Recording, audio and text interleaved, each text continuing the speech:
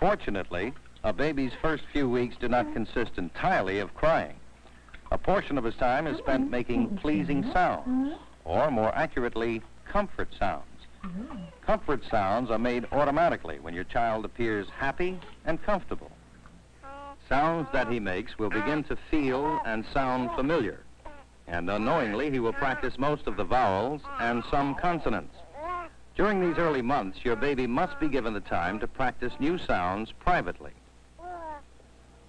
Among the recognizable consonant sounds made by the child during the early months are p, b, t, d, and n.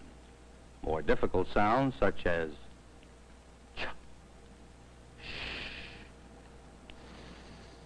z, o, and are not usually practiced by the child until he's much older. Lip sounds such as the p and b often appear at the end of feeding when the babies continue to suck or smack their lips aloud. Guttural sounds involving the back of the tongue like the g and k also appear at the end of feeding when there's an excess of saliva in the mouth.